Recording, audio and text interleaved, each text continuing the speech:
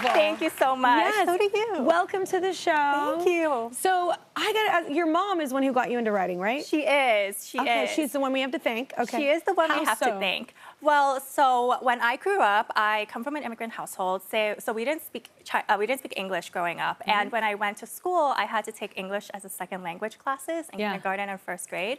But I didn't know it at the time because I was the only person in the class. So I thought, I was like, oh, I get to just hang out with this person and like speak to them in English. And my mom didn't tell me because I think she didn't want it to impact my self-esteem. Mm-hmm. But to help me, she said, why don't you write a short story for me every day in English? And at the time, I just thought, wow, she really likes to read my stories. So I wrote her that every day. What a great mom. Yeah, she's great. And it just kind of kicked off my love for writing. I love that. So you remember like the first story you wrote? Oh gosh, no, I was like 5 years old. It was probably something about like bunnies. I don't know. Yeah, which is fine. Bunnies are awesome. Yeah, I don't remember, but I do remember the first story I ever published. It was in a local magazine when I was in 4th grade, and that was very Narnia coded because that was what I was reading at the time. So it was like about a portal and another world and all of that. Yeah. I love anything with a portal. Exactly. In another world. I don't know what that means, therapeutically speaking. It's probably something to like unpack. We'll unpack that later.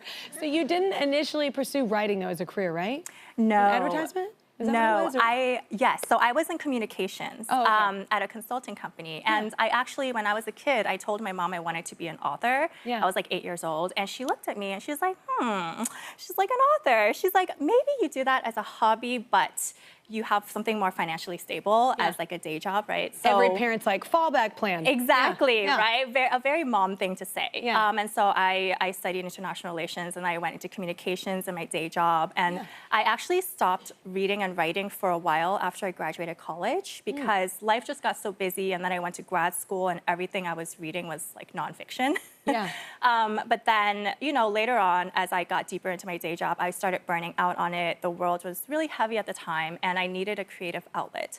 So I started reading and writing again. 2020, I published my debut series, and then it just took off from there, Yeah, all right. You use TikTok, right? I do. I do. Is that and do you engage your fans like with your stories, like in the writing process?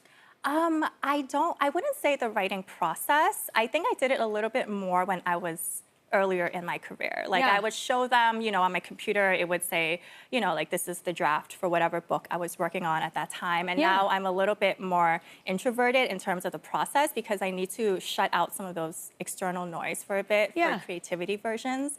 But I do engage with them a lot. Well, tell us about the new book. So the new is King of Envy, right? Yes, yeah, in the Kings of Sin series. It is. Yes. So it is the 5th book in the Kings of Sin series, which are contemporary romances themed around the 7 deadly sins. And so King of Envy is about Vuk and Ayana, who is engaged to Vuk's best friend.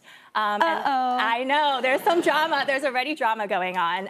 And Vuk has been in love with her for a while. So obviously there's like a lot of yearning and pining. But what he doesn't know is that theirs is actually an engagement of convenience. There's no romantic feelings between his friend and Ayana.